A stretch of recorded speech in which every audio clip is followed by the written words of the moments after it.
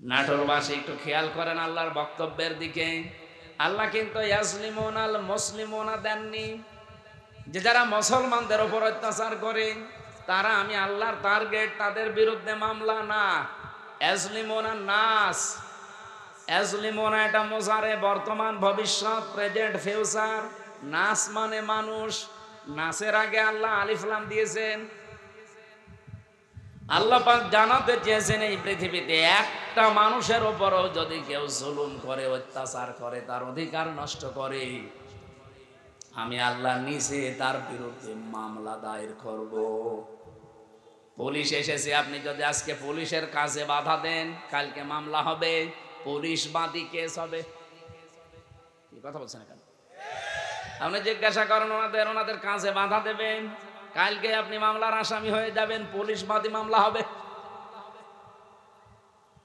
আপনি এখন আল্লাহর কাছে সরাসরি বাধা দিচ্ছেন। তার মানে এই দুনিয়াতে যেই মানুষগুলো মানুষ হয়ে মানুষের উপরে জুলুম করে, তাদের অধিকার নষ্ট করে, তাদের বেঁচে থাকা কেড়ে নেয়, তারা কিন্তু আর সাধারণ নেই, তারা আল্লাহর মামলার আসামি। দুনিয়াতে পুলিশ বাদী কেস হলে পুলিশই বিচার করতে পারে না, বিচারক আলাদা আছে। কথা বলছে না কেন? নাকি ওনারা কেস দিলে ওনারা বিচার করবে? না, জীবনও না। আলাদা আছে, ম্যাজিস্ট্রেট আছে, জজ আছে, বিচারপতি আছে, সেখানে আস্তে আস্তে উঠবে। যদি নাটোরের ম্যাজিস্ট্রেট কোর্টে যায়, এখান থেকে যাবে জজ কোর্টে। এই নাটোর জেলা যদি না হয়, এখান থেকে চলে যাবে হয়তো বিভাগীয় শহরে রাজশাহী। সেখান থেকে যদি না হয়, এখান থেকে চলে যাবে একেবারে রাজধানী ঢাকা হাইকোর্টে। হাইকোর্ট থেকে যদি না হয়, চলে যাবে সুপ্রিম কোর্টে। ওখানে আমার বেঞ্চ আলাদা আছে। এই যে বাংলাদেশের সিস্টেমগুলো দেখলেন, যারাই মামলা দিক তারা নিজেরা বিচার করতে পারে না, আলাদা আলাদা বেঞ্চ আছে। আর আল্লাহ বলেন আমি নিজে মামলার দায়ের করব আর নিজেই বিচার করব।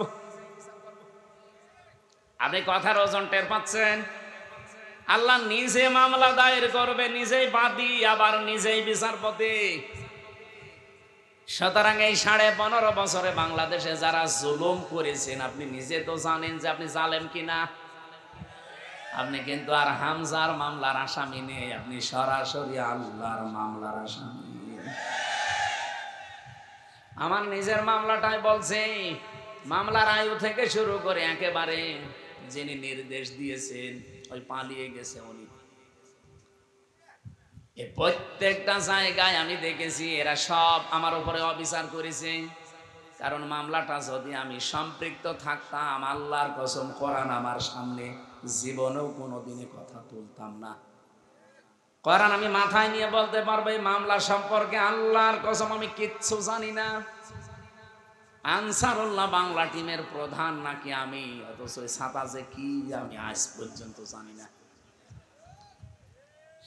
এমনকি মামলার আইও পুলিশ, উনি নিজেও বলতো আমারে যে হুজুর আমিও জানি আপনার কোনো দোষ নেই, যে করেন কেন? উপরের নির্দেশ। সব এইভাবে চলছিল। তারপরেও তো আমার মামলার আইও নিজে বিচার করতে পারে নাই। মামলার বিচারপতি আলাদা, ম্যাজিস্ট্রেট যিনি রিমান্ড দেবে তিনি আলাদা, জজ যিনি বিচার করবে তিনিও আলাদা।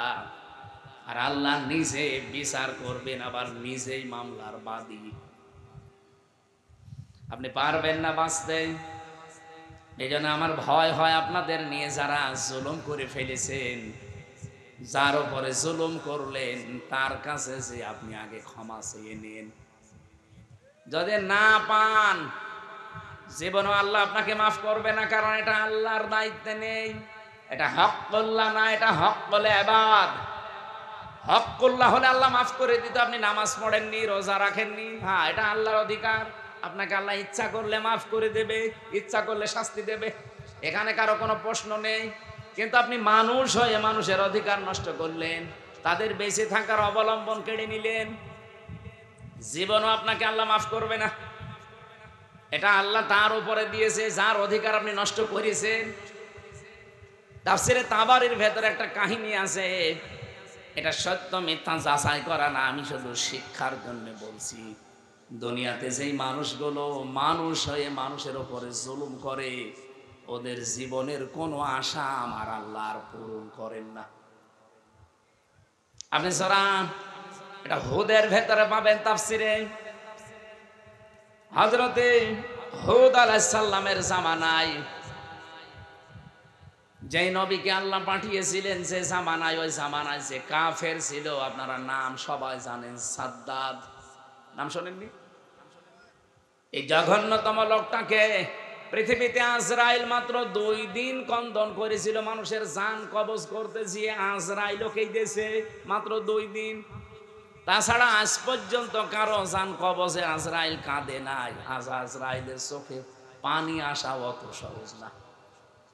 কি আপনি কি যত যাকে তাকে মনে করছেন? নাম শুনলেই বোঝা যাচ্ছে দয়া মায়া নেই। আজরাইল ওলিয়াতাওয়াফাকুম মালাকুল মাউতিল্লাযী ওয়াক্কিলা বিকুম সুম্মা ইলা রাব্বিকুম তুরজাউন। আমি আজরাইলের জীবনী পড়তে গিয়ে পেয়েছিলাম যে কেমন কঠোরতে। এই পৃথিবীতে যখন আদম নবীকে আল্লাহ বানাবেন, তো মাটি নিতে পাঠিয়েছিলেন ফেরেশতাদের। যারে যারে পাঠিয়েছে, একটা ফেরেশতাও মাটির কন্দন দেখে পারে নাই। শেষ পর্যন্ত আজরাইল এসে থাবা লাগিয়েছিল, খামসা দিয়েছিল মাটিতে, ও কন্দন করেছিল। আজরাইল বলেছে, দেখেন আপনার কন্দনে আমার মন গলবে না, কারণ আমি আমার মালিকের নির্দেশ পালন করছি। অথচ এর আগে 3 ফেরেশতা কিন্তু এসেছিল, জিবরাইল, মিকাইল, ইসরাফিল। কন্দন দেখে তারা ভুলে গেছে, পারে নাই। হযরত আজরাইল যখন এক খামসা দিয়েছেন, তাফসিরে পড়েছি তার এই এক খামসার ভেতরে মাটি ছিল 40 মণ। ওইটা দিয়ে আমাদের আদম নবীকে আল্লাহ বানিয়েছিলেন, আদি পিতাকে। 60 হাত লম্বা, 36 হাত মোটা। আমার মনে হয় এরকম মানুষ যদি এখানে আসে, আমরা অনেক অজ্ঞান হয়ে যাব। আপনি চিন্তা করতে পারেন, 60 হাত লম্বা, এদিকে মোটা হচ্ছে 36 হাত। এই রকম কঠিন এবং কঠোর হৃদয়ের একজন ফেরেশতা। তিনি বলেন, আমি জীবনে 2 দিন কন্দন করেছিলাম মানুষের জান কবজ করতে গিয়ে। তাছাড়া আমার কোনোদিন চোখে পানি আসে নাই। একদিনে আজরাইল, এই সাদ্দাত যেদিন জন্ম নেয় ওই দিন, আর এই আর একদিন যেদিন ও মারা যায় ওই দিন। ও জন্ম হয়েছিল নদীর ভেতরে। সাগরে জাহাজ ডুবে গেলে ওর মা একটা কাঠের উপরে, তক্তার উপরে ভাসছিল। ওই সময় ওর জন্ম হয়। কাঠটা বুকের উপরে রেখে দিয়ে, সন্তানটা কাঁধের উপরে রেখে এভাবে কষ্ট করে করে চলছিল। হঠাৎ আল্লাহ বললেন, আজরাইল, এই মহিলার জান কবজ করে নিয়ে আস। আজরাইল এসেছিল, দৃশ্য দেখে বলছে, আল্লাহ, ওই সাগরে এই ছেলেটা, তোমারে যা বলেছি কাজ করে আসো, কিছু দেখা লাগবে না। ও কিন্তু জান কবজ করার পরে মেয়েটা পানির নিচে তলিয়ে গেছে, আর এই বাচ্চাটা সাগরে ভাসছিল এই কাঠের ওপরে। ভাসতে ভাসতে এক কিনারায় পৌঁছিয়ে দিয়েছে ঢেউ তাকে। বাঘে নিয়ে তারে মানুষ করে বাঘের দুধ খেয়ে লোকটা বড় হয়েছে। বলেন তো কোথা থেকে কোথায় নিয়ে এসেছে আল্লাহ তাকে? এই লোকটা যেদিন হুদ নবীর কাছে নিজের পরিচয় দিয়ে যে জান্নাত জাহান্নামের কথা তুমি শোনালে, তোমার ওই জান্নাত আমার লাগবে না, আমি নিজে জান্নাত বানাবো। 20 বছর সময় নিয়ে 22,000 শ্রমিক কাজে লাগিয়ে ওর আয়ত্তে, ওর রাজ্যে যত সোনা রূপা ছিল সবগুলোকে একত্রিত করে ইট বানিয়েছে সোনা রূপা এগুলো দিয়ে দিয়ে। জান্নাতের ভেতরে ছোট ছোট খোপড়ি ঘর বানিয়েছে। হোর আর গেলমানের নাম শুনেছিল। এই জন্য এলাকায় যারা যুবক যুবতী আছে, 16 থেকে 30 বছর এই বয়সের, উঠতি বয়সের যুবক যুবতীদেরকে নিয়ে ওই ঘরের ভেতরে ও বলেছে, এটা হোর আর গেলমান। জান্নাত আজকে উদ্বোধন করবে। আমি ঘটনা বলার জন্য এখানে একটা শিক্ষা আছে, ভালো করে শুনবেন, কারণ আমাদের জন্য সামনে এটা হাসতে পারে। জান্নাতে যখন মেন গেটে যাবে আজকে উদ্বোধন করার জন্য, একটা পিপিলিকা যাবার মতো কোনো রাস্তা নেই, এত কড়া পাহারা চলছে। হঠাৎ করে দেখে জান্নাতের মেন গেটে একজন ফকির বেশে লোক বসা। তো দেখেই রেগে গেছে, এখানে ঢুকলে কি করে? ফকির বেশে লোকটা বলছে, বাদশাহ একটু মাথা নিচ করেন ঘোড়ার পিঠ থেকে, আমি একটা কথা আপনাকে শোনাবো। বলে এখন না, পরে তোমার কথা শোনা যাবে, আমি আগে জান্নাত উদ্বোধন করে নেই। হযরতে আজরাইল ছিল ফেরেশতা, উনি ডাক দিয়ে বলছে, দেখেন আমি একবার যার কাছে আসি জীবনে ডবল আমার আর আশা লাগে না। আমি ফকির বেশে এসেছি, মনে হচ্ছে ফকির, আমি কিন্তু দুনিয়ার সাধারণ ফকির না, আমি আজরাইল। এই জানটা কবজ করবে। আল্লাহ রাব্বুল আলামিন নির্দেশ দিয়েছেন, ইযা জাজালুহুম লা ইস্তাখিরুনা সাআতাও ওয়া লা ইস্তাকদিমুন। যখন যার কাছে আজল চলে আসে, মানে মরণ, ওকে আমি 1 সেকেন্ড আগেও দেই না, পরেও দেই না, নির্ধারিত সময় তুলে নেই। এই লোকটা জোর করে বলেছিল, ফেরেশতা একটু সময় দাও, আমি শুধু বানানো জান্নাত এক নজর দেখেই চলে আসবো, তখন আমার জান নিয়ে নিও, আমার কোনো আফসোস নেই। ফেরেশতা বলেছে, না, জান্নাতের চৌকাঠ পর্যন্ত স্পর্শ করার কোনো অনুমতি আমার কাছে নেই।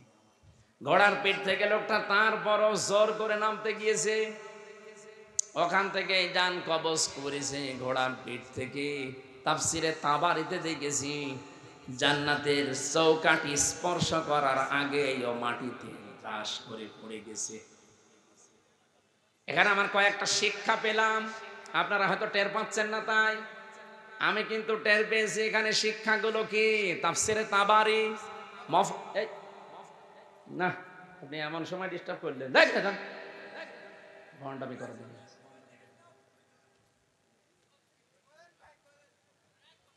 মেন সময় এসে ভন্ডামি, এখানে আর আসবেন না।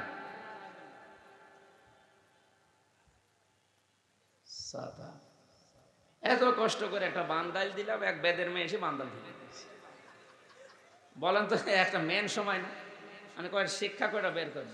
ওরা এখানে আসতে বলে, ওর ভিডিও করার দরকার, ওর কানের নিচে 2টা দিন তো জুড়ে।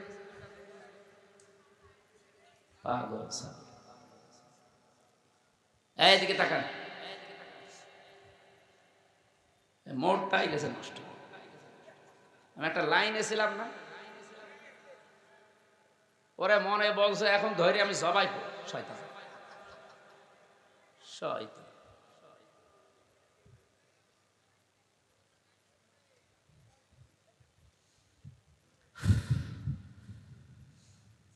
নাটোর বাসে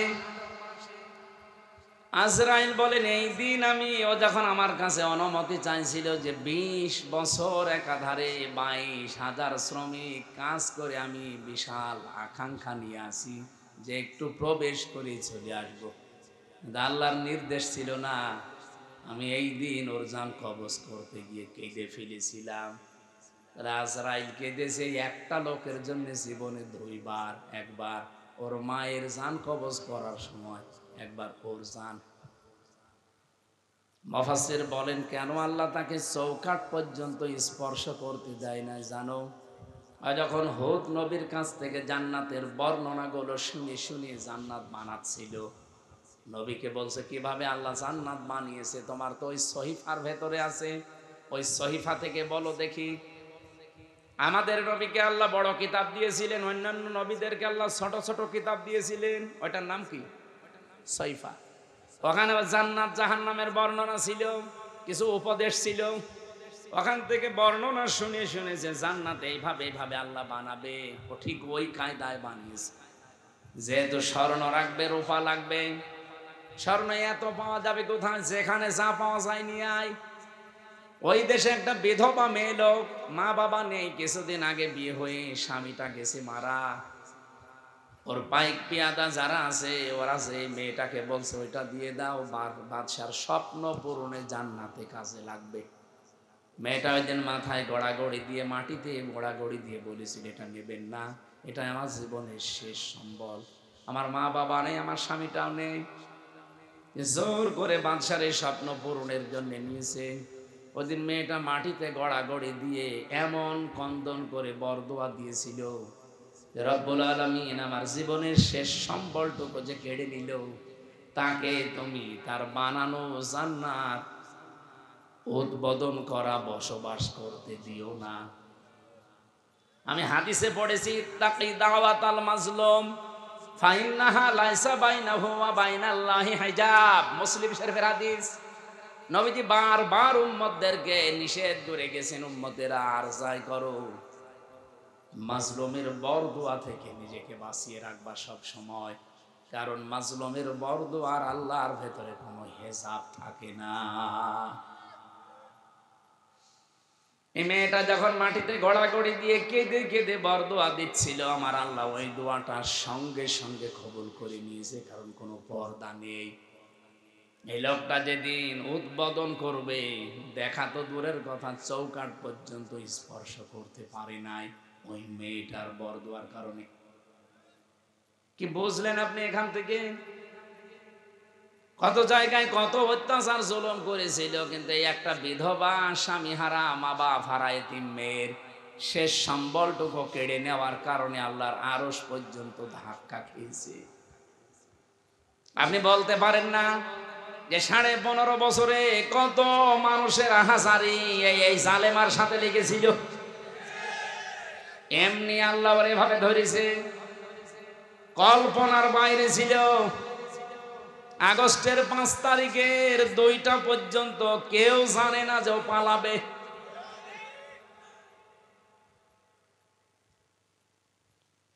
আমার মনে হয় এই বিধবা মেয়ে লোকটার মতো, এই এতিম মেয়েটার মতো হাজার হাজার মায়ের, স্বামীর, বোনের, এতিম সন্তানের আর্তনাদ, বরদোয়া, চোখের পানি এই জালেমা মহিলার ক্ষমতার সাথে লেগেছিল। বিশেষ করে যারা আয়না ঘরে ছিল, আপনি ভাবতে পারেন, যারা আয়না ঘরে 8 বছর 10 বছর পড়ে আছে। আমি তো মাত্র 10 দিন ছিলাম মাটির নিচে, তাই আমি অজ্ঞান হয়ে গেছি।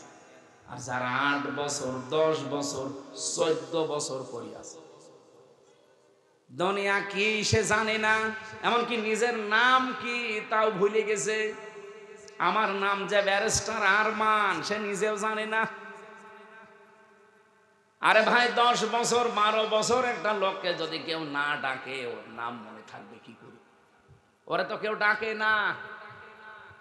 ও লোকটা জানে না যে এখন দিন না রাত, এটা যে কোন বছর চলছে তা ওর জানা নেই, এটা যে কোন মাস চলছে, কি বার আজকে, কয়টা বাজে, কিচ্ছু জানে না। ও আন্দাজে নামাজ পড়তাম। আমি তো 4 ওয়াক্ত নামাজ একসাথে পড়েছি, কারণ আমি জানি না যে এখন কখন কি। আমার মাজায় দড়ি লাগিয়ে, চোখে ওই কালো কাপড় বেঁধে, পেছনে হ্যান্ডকাপ দিয়ে, পায়ের সাথে ডান্ডা বেড়িতে মানে 11 ঘন্টা টাঙিয়েছিল। মানে পাটা আমার উপরে ছিল, মাটিতে ছিল না। মাঝে মাঝে ফেলতে গেলেই ওই সিসি ক্যামেরায় দেখে দেখে গরম দিত। আপনি 1, 2, 5 ঘন্টা না, 11 ঘন্টা। এদিকে দুপুর বেলা নিয়ে গেছে 1:30টার দিকে, রাত 11:30টার সময় নিয়ে আসতেছে। আপনি হিসাব করেন তো কত ঘন্টা হয়। এর ভেতরে মাত্র 2 বার আমাকে নামিয়েছে। আমি শুধু প্রসাব করার জন্য বলেছিলাম যে আমি টয়লেটে যাবো, ওই 1.5-2 মিনিট সময় যা পেয়েছি অতটুকুই। এর ভেতরে আমার আর কোনো খাওয়া দাওয়া নেই। এর ভেতরে আমার সাথে হয় 5 ঘন্টা 7 ঘন্টা পরে হঠাৎ করে একটা গরম দিয়ে ওঠে, কারণ মাটির নিচে খালি পানির আওয়াজ পাওয়া যায়। আমার মনে হয় পাশ দিয়ে কোনো ড্রেন ছিল, অথবা টয়লেটের কোনো জায়গা, কেউ পায়খানা করলে ওই পড়ে, ওই তখন আওয়াজ হয়।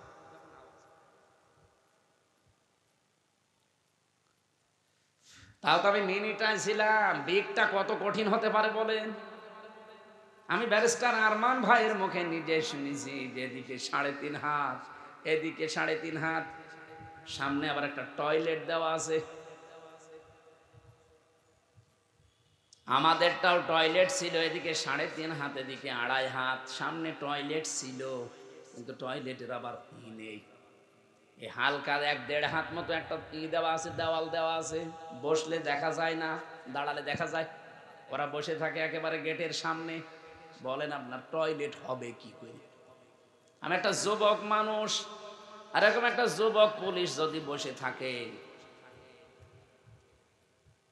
কঠিন পরিস্থিতিগুলো যারা তৈরি করেছিল, কত মানুষের তাহাজ্জুদের চোখের কন্দন পানি ওই জালেমার চেয়ারের সাথে লেগেছিল।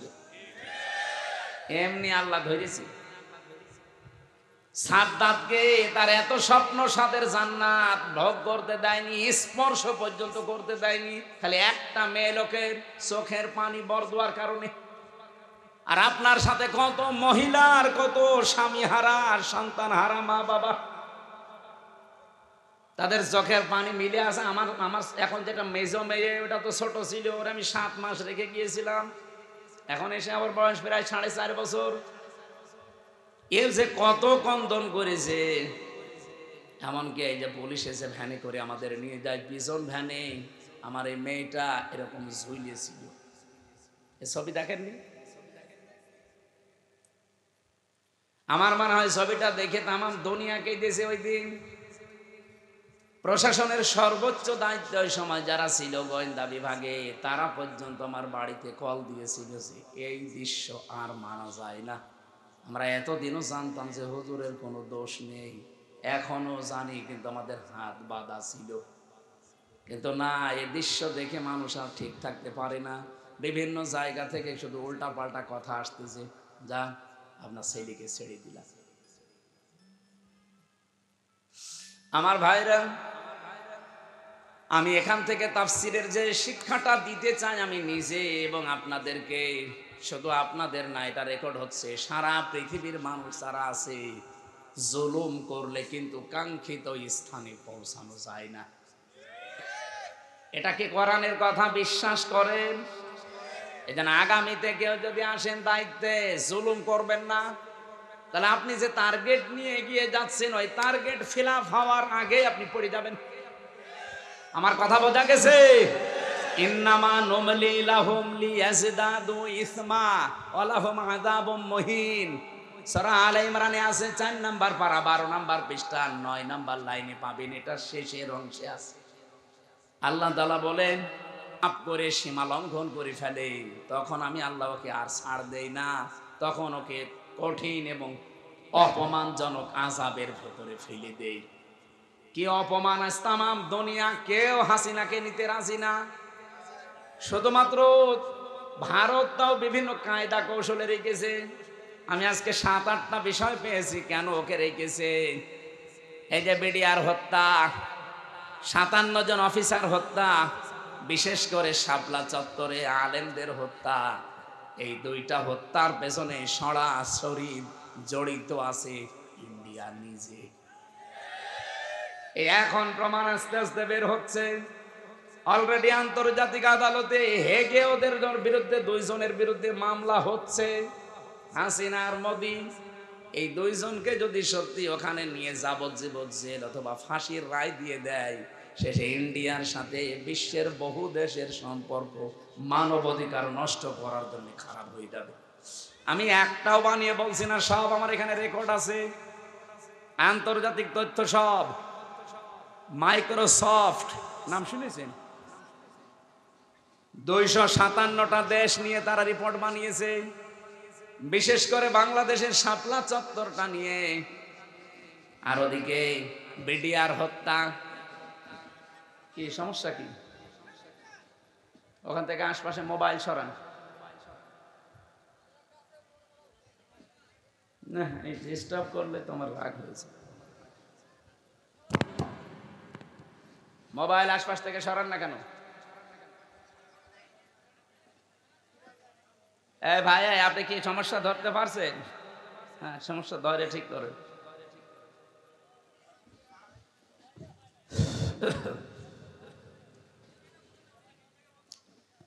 আমার ভাইরা, যে কথা তুলেছিলাম এখান থেকে আমার নিজের কাছে এই কথা মনে হচ্ছে।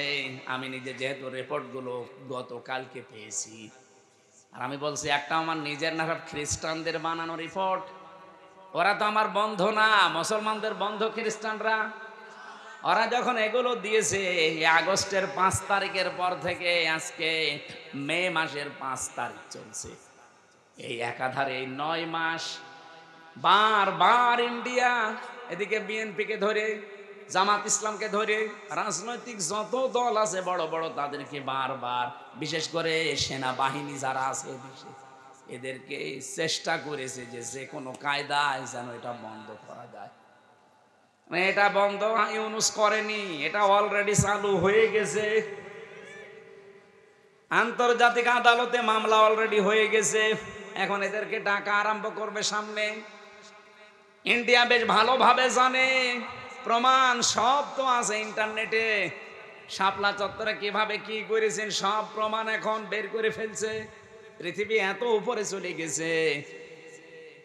এখন যদি সত্যিই মোদির বিরুদ্ধে এই মামলা হয়ে রায় হয়ে যায় হেগে, আন্তর্জাতিক আদালতে হেগে যদি সত্যি রায় হয়ে যায়, আপনি বিশ্বাস করেন সামনে ইন্ডিয়ার সাথে বড় বড় চুক্তি বিশ্বের যেগুলো আছে সব তারা মানব অধিকারের দোহাই দিয়ে বন্ধ করে দেবে। ওদের সাথে ব্যবসার চুক্তি বন্ধ, ওদের দেশের লোক আরো বাইরে যারা আছে ওদের সব পাঠিয়ে দেবে। সে তো ধুতি পইলে আছে, ধুতি খুলে বাকি যা আছে ওটা বেরিয়ে যাবে। ও কি পাগল হয়েছে এমনি? এই কারণে হঠাৎ করে এখন মুসলমানদের উপর অত্যাচার আরম্ভ করেছে, যেন বিশ্বের দৃষ্টি এখন অন্যদিকে যায়।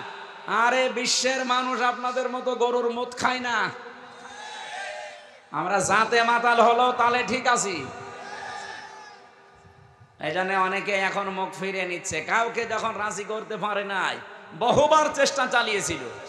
আপনি দেখেননি বারবার জামাত ইসলাম বলেন, বিএনপি বলেন, রাজনৈতিক দল বলেন, ধর্মীয় যারা আছে তারা বলেন, বারবার আমরা চাচ্ছিলাম তাড়াতাড়ি নির্বাচন দিয়ে দিলে কি হবে, ইউনুস চলে যাবে, ওরা আবার কনভেনশন করে সব ঠিক করে ফেলবে। আর ও চাচ্ছিল যদি এভাবে অন্তত 2 বছর কেটে যায় তাহলে এই দেশ কন্ট্রোলের বাইরে চলে যাবে। অলরেডি এখন সামরিক একটা ঘাঁটি তৈরি হচ্ছে। আপনি দেখেছেন এই কয়েকদিনের ভেতরে মোদির মুখ শোকাতে শোকাতে এখন মনে হচ্ছে বান্দরের পেছন হয়ে গেছে।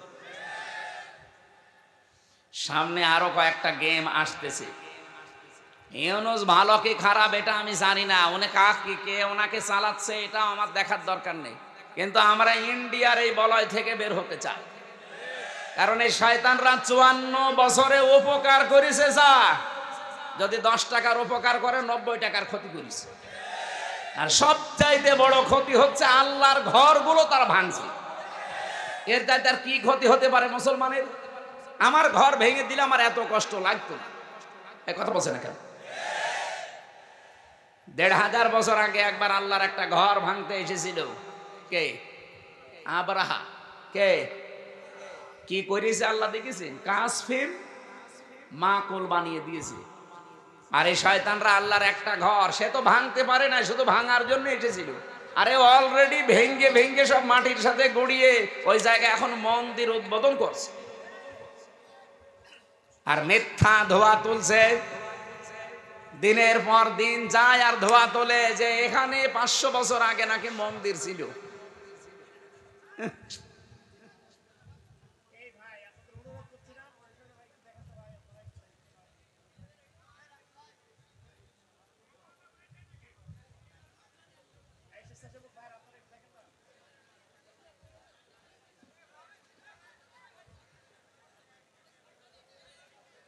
এই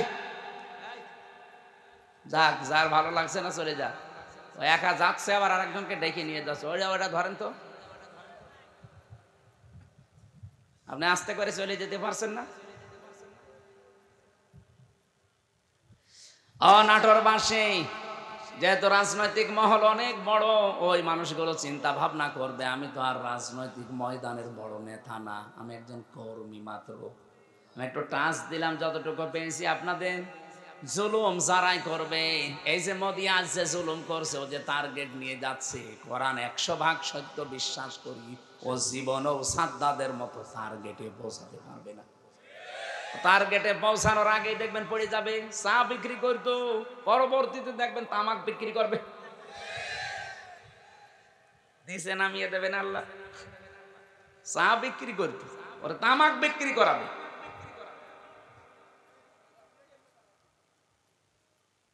অলরেডি দাঙ্গা বাঁধিয়ে দিয়েছে ভারতে। গত পরশু দিনও দেখলাম দুইজন মুসলমান দাড়িওয়ালা ধরে সরাসরি জবাই করছে। এখন ওর হাতে আর দুনিয়ার কিচ্ছু নেই, শুধু এইটাই আছে পুঁজি যে মুসলমানদের বিরুদ্ধে হিন্দুদের উস্কিয়ে দিয়ে এদের দাঙ্গা তৈরি করে একটা ফায়দা লড়বে, ঘোলা পানিতে মাছ শিকার। এই জন্য গোবিন্দ পরামানিক কিন্তু বুঝে ফেলেছে, বাংলাদেশের পুরা বাংলাদেশ মিলে হিন্দু মহাজোট আছে, তার মহাসচিব গোবিন্দ চন্দ্র পরামানিক গত পরশু দিনও জানিয়েছে না যে তামাম পৃথিবীর হিন্দু ভাইরা, হিন্দু বোনেরা সবাই এই মাতাল মোদিকে থামান। এটা মাতাল, এই শয়তানের মনোবাসনা পূর্ণ করতে গিয়ে যা আরম্ভ করেছে, এ পৃথিবী কয়েকদিন পরে বসবাসের অযোগ্য হয়ে যাবে, কারণ ঘরে ঘরে তখন মারামারি শুরু হবে। এই জন্য লোকটাকে থামাতে বলছে। আমরাও চাই হিন্দু ভাইরা যারা আছেন, অন্যান্য খ্রিস্টান ধর্মের যারা আছেন, খ্রিস্টান ভাইদের কি বিবেক বুদ্ধি সব কি লোপ পেয়েছে? আপনাদের মেয়েকে, আপনাদের বোনকে এই ইন্ডিয়ার বুকে ওরা উলঙ্গ করে রাস্তায় হাঁটিয়েছে 17 সালে। এই কথা বলছেন না কেন? আমি কি বানিয়ে বলছি? আপনাদের মাকে, বোনকে, মেয়েকে যারা উলঙ্গ করে রাস্তায় হাঁটাতে পারে, তাও রাজপথে, আপনাদের কি বিবেকে কুকুরে প্রসব করেছে? বিবেকটা জাগ্রত হচ্ছে না? অন্তত উগ্রপন্থী, সন্ত্রাসী, জঙ্গি এই যারা আছে এদেরকে থামানো দরকার এখনই, নাই তো এ বাতাস বাংলাদেশে আসলো বলি তখন আমরা নিজেরা কামড়া কামড়ি করে মরা লাগবে। ওরা এমনি বারবার এই হাওয়া দিয়েছিল, কিন্তু বাংলাদেশের মানুষ যাই হোক কোনো হাওয়াতে ফলে না। ফুটবলকে একবার একজন জিজ্ঞাসা করছে যে এত লাথি খাও কেন? বলছে ভাই আমি মানুষের পামে ফুলি, লোকে আমারে হাওয়া দিয়ে ফোলায়, এই জন্য লাথি দেয়। আমি তো নিজে ফুলতে পারি না, আমি যদি নিজে ফুলতে পারতাম তাহলে আমাকে কেউ হাওয়া দিত না, আর আমাকে কেউ লাথি দিতেও পারতো না। মানুষ যেহেতু আমারে পাম দেয়, হাওয়া দেয়, আমি ফুলে উঠি, আবার লাথিও দেয়। অন্তত আমরা আর কোনো কারোর পামে হাওয়ায় ফুলতে রাজি না। সে আমেরিকা বলেন, ইন্ডিয়া বলেন, চীন বলেন, রাশিয়া বলেন, কারো হাওয়া পেয়ে ফুলতে পারবে? আমরা ফুলতে চাই আমাদের নিজেদের হাওয়ায়। এই কথা বলেন না কেন? আমার কথার অর্থ বোঝেননি? আমরা ফুলতে চাই কার হাওয়ায়? হঠাৎ করে 54 বছর পরে নারী কমিশন যতগুলো রিপোর্ট দিয়েছে, একটাও কোরআনের সাথে মিলছে? কেন এই মহিলাগুলো আগে 54 বছর ছিল না? ছিল। হঠাৎ এটা করছে কেন? এদের পেছনে রাঘব বোয়াল আছে, কারা আছে এখন টের পাওয়া যাচ্ছে। 13 জন মানুষকে, 10 জন মানুষকে নিয়ে আপনি কমিশন বানালেন। এই 10 জন মানুষের ভেতরে যে মহিলাগুলোর চেহারা দেখলাম সব টিপ পরা। কি কথা বলছেন না কেন? এইগুলো এই 15.5 বছর এই জালেমা মহিলাকে টিকিয়ে রাখার জন্য বিভিন্ন কথা বিভিন্ন সময় বলতো। এই দেশে কি শুধু ওই 10 জন আর মহিলা নেই দেশে? ডক্টর নাসিমা হাসানকে নেওয়া যায়নি? ঢাকা বিশ্ববিদ্যালয়ের যে শিক্ষিকা, এই যে কুমিল্লায় বাড়ি, বলেছিল আমার ছেলের কলার চেপে ধরেছেন কেন, জবাব দেওয়া লাগবে। এই মেয়েটাকে নেওয়া যায়নি কমিশনে? তাহলে উল্টা পাল্টা রিপোর্ট দিতে পারতেন না? এমন এমন রিপোর্ট দিয়েছে, শয়তান পর্যন্ত চিন্তা করছে যে আমিও তো এ চিন্তা করি না। ওদের প্রথম রিপোর্টে কি দেখেছেন? যে কোনো স্বামী যদি স্ত্রীর সাথে সহবাস করতে চায়, স্ত্রী যদি বলে না আমার এখন হবে না, এরপরও স্বামী যদি সহবাস করে তাহলে ধর্ষণ মামলা হবে। ধর্ষণ মামলা হলে জজ রায় দেবে, ধর্ষণের বিচার কি ফাঁসি? কথা বলছে না কেন? আপনার কি মনে হয় এই রিপোর্ট শুনে বলেন তো? ভালো। তা আপনি রায় দেওয়ার জন্য তো সাক্ষী লাগবে। এখন মানুষের মনের অবস্থা তো আর কেউ জানে না। একই জোর করেছে আর স্ত্রী কি রাজি হচ্ছিল না, এটা তো স্বামী স্ত্রী ছাড়া কেউ জানে না। এখন ওই জায়গায় সাক্ষীর জন্য আপনাকে মানুষ বসিয়ে রাখা লাগবে, অথবা ইউটিউবারদের রাখা লাগবে। আমার মাঝে মাঝে এই যে 318 পৃষ্ঠা পুরাটা পড়লাম, পরে আমার মনে হচ্ছে এগুলো মেয়াদ উত্তীর্ণ গাঁজা খেয়েছে। মানে মেয়াদ আলা গাঁজা খেলেও মানুষ এত নিচে নামে না, এ মেয়াদ পার হয়ে গেছে, ওই গাঁজা খেয়ে পোড়া মাথা। এই জন্য এদেরকে এই নাটোরের পাশের জেলা পাবনায় পাঠানো দরকার। এরকম মানুষ বাইরে থাকলে সব সব সমাজ নষ্ট করে ফেলবে। এক কথা বলে না কেন?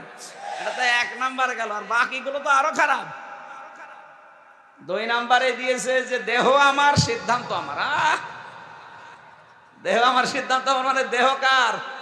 এ দেহ আপনি আমার এই যে 33 বছর বয়স, 34 বছর আগে হামজা নামে কেউ আমি ছিলাম না। আমার মা বাবার দায়িত্ব ছিল বিছানায় থাকা, বাকি যা করার কে করেছে? দেহ আমার হয় কি করি? আলালাহুল খালকু ওয়াল আমরু, আল্লাহ বলেন আমি বানিয়েছি, সিদ্ধান্ত বলেন বলেন। এই আয়াতের পুরা বিরুদ্ধে লিখেছে তারা, যে দেহ আমার সিদ্ধান্ত আমার। 3 নাম্বারে তারা লিখেছে যে যারা যৌনকর্মী আছে এদেরকে শ্রমিকের মর্যাদা দেওয়া লাগবে। আরে ভাই, যৌনকর্মী যারা, এরা যদি শ্রমিকের মর্যাদা পায়, তাহলে যারা ডাকাতি করে তারাও তো পুলিশকে বলবে ভাই আমরাও শ্রমিক, আপনারা আমাদের ধরবেন না, কারণ এই ডাকাতি করা খুব রিস্কের কাজ।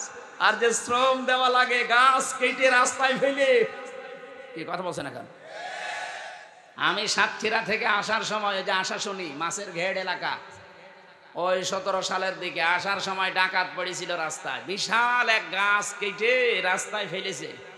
কেবল মনে হয় একটু আগে কেটে ফেলে রেখেছে, কারণ গাছ কাটতে 2-3 জন সরিয়ে নিয়ে এসে একেবারে জায়গা মতো রাখতে দেখলাম।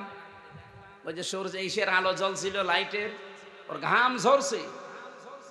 এখন আমি কাজ খুলে দিলাম, আমার দিকে তাকিয়ে বলছে হুজুর আপনার টাকাও নেব, আল্লাহ মাফ করবে। আরে শয়তান, যা আছে নিয়ে আমার গাড়িটা আগে ছেড়ে দি।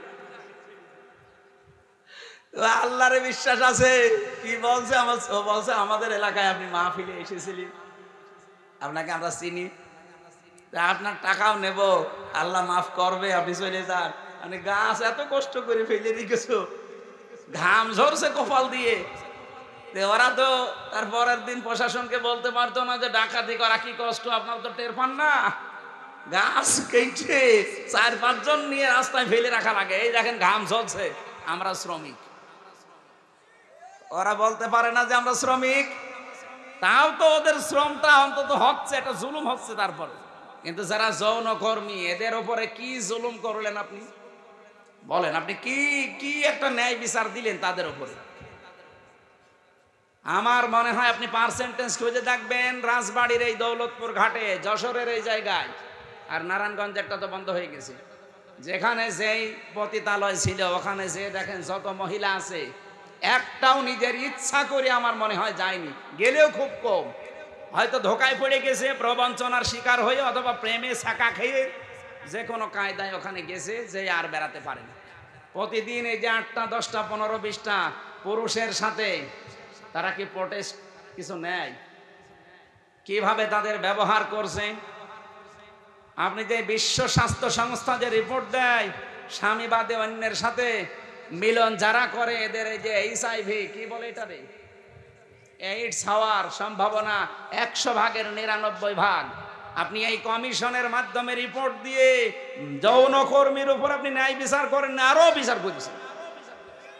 ওদের সব এইডসের দিকে ছেলে দিয়ে আমার মনে হয় ওরাও 2 দিন পরে দেখেন মিছিল বের করবে যে নারী কমিশন আমাদের জীবনের উপর আরো অত্যাচার বাড়িয়ে দিচ্ছে। শুধু HIV, ওদেরকে এই যে 1 লক্ষ মানুষ আজ দেহ ব্যবসা করে সারা বাংলাদেশে, মানে একেবারে যেগুলো সরকারি হিসাবে, এই মানুষগুলোকে আমার মনে হয় আলেমদের পরামর্শ নিয়ে সরকারের যে বাজেটগুলো আছে এখান থেকে টাকা পয়সা দিয়ে এদের পুনর্বাসন করে দিন, হয় একটা কর্মসংস্থান দেন সম্মানজনক, তারা সম্মানজনক জীবন নিয়ে, তারা পরিবার নিয়ে দরকার হয় যদি সেরকম পরিবেশ পায় বিয়ে শাদী করে জীবন চালা। যে সমস্ত দেশ আছে যেখানে পতিতালয় চলে না, সেই দেশগুলো দেশে শ্রীকে নেই, চলছে না পৃথিবীতে। আপনাকে কোন কারণে এই পাপের কাজ করা লাগবে? যেখানে জেনা ব্যভিচার ওপেন হয়ে যায় সেই দেশে আমার আল্লাহর রহমতের দৃষ্টি আল্লাহ তুলে নেয়, গজবের দৃষ্টি নিক্ষেপ করে। বলেন নাউজুবিল্লাহ। এই দেশটাকে গজবে ফেলে দেওয়ার জন্য এরা কাজ করছে, আর এদের পেছনে কিছু রাঘব বোয়াল আছে। এই জন্য আমরা বলতে চাই, এই কমিশন মানা তো দূরের কথা, এই কমিশন যা রিপোর্ট দিয়েছে রিপোর্ট না, ও কমিশনই মানা আমরা মানি না। ওদেরকে এই মুহূর্তে বাতিল করে হয় পাবনায় দিয়ে দেন অথবা ফাঁসি দিয়ে দেন। হ্যাঁ, আপনারা রাজি নেই? হয় ওদের স্থান পাবনায় দেবেন, নাই ফাঁসি দেবেন। কোরআনের 13টা আয়াতের উপরে হাত দিয়েছে।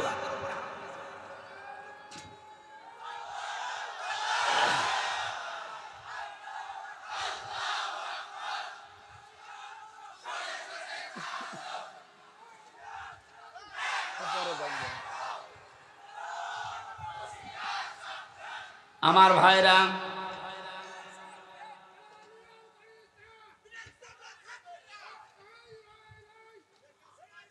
আমার যে কথা বলছিলাম আমি বৃষ্টি নিয়ে, আল্লাহ রাব্বুল আলামিন এই পৃথিবীতে যে বড় বড় 4টা রহমতের ঘোষণা দিয়েছিলেন, তার 1 নম্বরে ছিল বৃষ্টি, 2 নম্বরে ছিল কন্যা সন্তান। কিন্তু আমরা কন্যা সন্তানের নাম শুনলে বা আসলে আমার যে বাবা যারা, অনেক বাবা মন খারাপ করে। বিশ্বনবী জানিয়েছেন, কোন পরিবারে যদি একটা কন্যা আসে, সঙ্গে সঙ্গে আল্লাহ 4 জন ফেরেশতা পাঠিয়ে দেয়। কোন পুরুষ মানুষ আসলে সেখানে 4 জন নাই, 1 জনও ফেরেশতা আছে। এই কথা কোরআন হাদিসে আছে, নেই? মেয়েরা যারা এসেছেন, সম্মানিত মা বোনেরা, আপনাদের কাছে বিপদে ফেলার জন্য এই কমিশনে নারী নামে কিছু হিজড়া, এগুলো নারী বলা যায় না। এগুলো নারী বলবেন কি করে আপনি? ওদের চেহারার দিকে তাকিয়ে দেখেন, নারীর কোনো বৈশিষ্ট্য ভেতরে পাওয়া যাচ্ছে না। এখানে আমরা মনে হয় মাইকে ঘোষণা দিলে যারা পুরুষ মানুষ, যে মহিলা মহিলা প্যান্ডেলে যান, পুরুষগুলো পুরুষ প্যান্ডেলে যান, আর কিছু মানুষ ওই যে বিড়ি খেয়ে বেড়াচ্ছে, ওদের আপনি কোন প্যান্ডেলে ঢোকাবেন? নারী কমিশনে যে 10 জন মানুষ রিপোর্ট দিয়েছে, 10 জনের চেহারায় দেখলাম একটাও নারীর মতো মনে হচ্ছে না। পুরুষও তো তারা না, তারা তৃতীয় লিঙ্গ হবে। আপনাদের জন্য ওইটা ঠিক আছে, এই দেশের মহিলাদের প্রতিনিধিত্ব করার কোনো ক্ষমতা অধিকার আপনাদের নেই। মেয়েরা আল্লাহর সবচাইতে বড় রহমতের সৃষ্টি।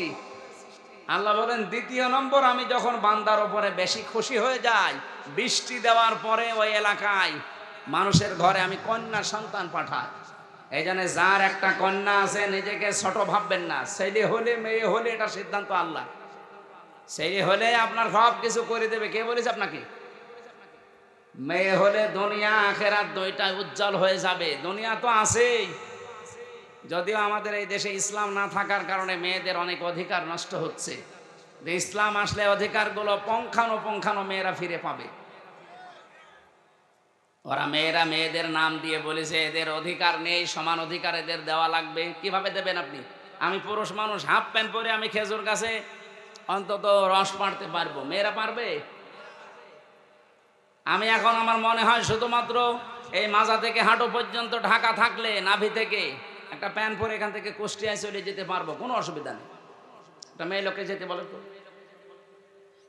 পারে, কুষ্টিয়া না, এখান থেকে এই নাটোরের বাজার পর্যন্ত গেলে চারিদিকে সেল্লিবিল্লি হয়ে যাবে। আর ওদের বলে সমান অধিকার দেওয়া লাগে। অধিকার সমান কিসের? ওদের মর্যাদা আমাদের চাইতে 3 গুণ বেশি। সুবহানাল্লাহ বলতে পারেন নাই? এই জন্য মেয়ে যাদের বাড়িতে আসে, হযরত ওমর বলেন, যে বাড়িতে একটা মেয়ে আছে মনে করবেন সেই বাড়িতে আল্লাহর একটা জান্নাত আছে। সুতরাং যারা মেয়ের বাবা আছেন, 1 মেয়ের বাবা আপনার একটা জান্নাত, 2 মেয়ের বাবা আপনার 2টা জান্নাত, 3 মেয়ের বাবা আপনার 3টা জান্নাত। আল্লাহ রাব্বুল আলামিন আমাদেরকে 3টা মেয়ে দিয়েছে। আল্লাহ আমাদেরকে যেন নবীর এই হাদিস অনুযায়ী জান্নাতেও এরকম 1টা 2টা 3টা করে দান করেন, বলেন আমিন। 3 নম্বরে একটু ভালো করে শুনবেন হাদিসটা। আল্লাহর নবী বলেন, 3 নম্বরে আল্লাহ যখন বেশি খুশি হয়ে যায়, তখন ওর বাড়িতে আল্লাহ মেহমান পাঠায়। তা আমাদের তো সমস্যা, মেহমান আসলে আমাদের মন খারাপ হয়ে যায়। 4 নম্বরে বিশ্বনবী মুহাম্মদ রাসূলুল্লাহ জানিয়েছেন, এই পৃথিবীতে আল্লাহ সব চাইতে যখন একেবারে খুব বেশি বান্দার উপরে খুশি হয়, তখন তাকে রোগ দেয়। এই জন্য রোগ শোক হলে আপনার জীবনের অপরাধগুলো আল্লাহ মাফ করেন। জানা অজানা যত অপরাধ করেছিলেন, এগুলো আল্লাহ আস্তে আস্তে রোগের কারণে, যদি জ্বর হয়, এই জ্বরের কারণে একটা গুনাহ আল্লাহ মাফ করে দেয়। পথে চলতে ফিরতে হোঁচট খেয়েছেন, হোঁচট খেয়ে হঠাৎ করে নখ ভেঙে গেছে, রক্ত বের হচ্ছে, মনে করবেন আমার একটা গুনাহ আল্লাহ মাফ করে দিয়েছে। এই জন্য রোগ শোক হলে আল্লাহর কাছে শিকায়েত করা না, অভিযোগ করা না, আরো শুকরিয়া করা দরকার। যদিও দুনিয়ায় কষ্ট হচ্ছে, এই কষ্টের মাধ্যমে আমার জীবনের পরবর্তী যে জীবন আমার আখিরাতের শুরু হচ্ছে, এটা শান্তি, স্বস্তি এবং কল্যাণময় আল্লাহ করার চেষ্টায় আছে। সুবহানাল্লাহ। নবীজি বলেন 4টা রহমত তো মানুষ খারাপ ভাবে অসন্তুষ্ট হয়, পছন্দ করে না, কিন্তু 4টা গজব আছে দুনিয়ায়। এই 4টা গজব পেলে মানুষ খুব খুশি হয়। 1 নম্বরে যৌতুক। এটা কি? এটা গজব। এইটা পেলে আমরা খুশি না বেজার? সে হুজুর বলেন আর খেজুর বলেন, সবাই যৌতুকের জন্য খুশি। অথচ যৌতুকের টাকা খাওয়া আর পায়খানা খাওয়া এটা সমান না? না, সমানও না। কারণ পায়খানা খেলে একটা গোনা হয়, আর যৌতুকের টাকা নিলে ডবল গোনা হয়। একদিকে তো কবিরা গোনা, আর একটা জুলুমের গোনা। মেয়ের বাপের খুশি ছাড়া, তার মন থেকে খুশি হওয়া ছাড়া তার বাড়িতে ছেলের বাড়ির লোকজন যে একটা পান খাওয়াও জায়েজ নেই। কি কথা বলছেন এখন? আমি কি বানালাম এটা? হাদিস। নবীজি বলেন, যতদিন আমার যতগুলো বিবাহ করেছি, যত মেয়েকে বিয়ে দিয়েছি, আমার একটা মেয়েকে কোনোদিন যৌতুকের টাকা দিয়ে, সম্পদ দিয়ে বিয়ে দেওয়া লাগে নাই। প্রতিটি বিয়েতে আমি আমার মেয়েদের এবং আমার বিয়েতে আমি অলিমা করেছি। কি করেছি বলেন তো? অলিমা কি ছেলের বাড়ি হয় না মেয়ের বাড়ি? বলেন বলেন। মেয়ের বাড়ি বললো কে? মেয়ের বাড়ি অলিমা হবে কেন? মেয়ের বাড়ি হয় বরযাত্রী মানুষ যায়, অথচ বরযাত্রী ইসলামে নেই। নাটোরবাসী আজকে থেকে সিদ্ধান্ত নিয়ে বাড়ি যাবে, জীবনে আর কোনোদিন কারো বরযাত্রী যাব না। আজকের ওয়াজ শুনতে এসে ভুল করেছে, জীবনে খাওয়া দাওয়া বন্ধ হয়ে গেল। আরে ভাই, ইসলামে যেটা নেই ওটা আপনি করে আনন্দ পাবেন, ওটা ডবল গুনাহ হবে। কারণ এমনি জায়েজ নেই, তারপর আপনি আনন্দে আনন্দে গিয়েছেন। হ্যাঁ, যদি কেউ দাওয়াত দিতে আসেন বলবেন যে অলিমা করেন, আমি আপনার বাড়ির দরকার 5 দিন যেয়ে খাবো। এই জন্য যৌতুক আজকে থেকে বন্ধ। যৌতুক মনে করেন শুধু টাকা নিয়ে, ফ্রিজ নিয়ে, টেলিভিশন নিয়ে, মোটরসাইকেল নিয়ে না। মেয়ের বাবার বাড়ি থেকে যদি তার অনুমতি ছাড়া, তার খুশি ছাড়া যদি একটা পানও কেউ খায়, ওইটাও যৌতুক। ছেলে খাক, ছেলের বাবা খাক, আপনি ছেলের আত্মীয় স্বজন যে খাবেন কি করে? আশা করছি এটা আজকে থেকে বন্ধ করে দেবে। এটা হিন্দুদের কালচার, আমরা মুসলমানরা এটা মানতে পারি না। 2 নম্বরে এটা একটু সমস্যা আছে, এটা বলবো। নবীজি বলেন, সবচাইতে বেশি আমার আল্লাহ খুশি হয় ওই 4টা কাজ করলে। বৃষ্টি হলে, কন্যা সন্তান হলে, মেহমান আসলে, আর রোগ ব্যাধি হলে। আর সবচাইতে বেশি আমার আল্লাহ নারাজ হয়, কিন্তু আমার বান্দা বান্দিরা খুশি হয়। 1 নম্বরে যৌতুক, 2 নম্বরে গীবত। এই গীবত করলে মানুষ খুব খুশি হয়, অথচ আমার আল্লাহর আরশ পর্যন্ত কম্পন ধরে। জীবনে যদি আপনার নেকির কাজ কমও থাকে ভাইরা, আমি আহ্বান জানাচ্ছি, আপনার নামাজ, রোজা, হজ, যাকাত, দান, সাদগা, জীবনের আমল আখলাক কম হয়েছে, আল্লাহ মাফ করে দেবে। কিন্তু গীবত যদি আপনি কারো করে থাকেন, ওটা আবার শোধ দেওয়া লাগবে। যেই দোষ যার ভেতরে নেই, ওইটা যদি তার উপরে আপনি চাপিয়ে দিয়ে ওটা বলতেই থাকেন, তাকে কালার করার জন্য চেষ্টা করেন, এটা তখন আর গীবতও থাকে না, তখন তোহমত হয়ে যায়। আর এটা বাংলাদেশে সবচাইতে বেশি চলছে। এই কথা বলছেন এখানে কত মানুষ এখনো বিভিন্ন জায়গায় বসে আছে, দেখে তারা গীবত চালাচ্ছে। গীবত করলে মানুষ খুশি হয়, কিন্তু আমার আল্লাহ বেজার হয়ে যায়। 3 নম্বরে সবচাইতে বেশি খুশি হয় মানুষ মিথ্যা বললে, কিন্তু আমার আল্লাহ নারাজ হয়।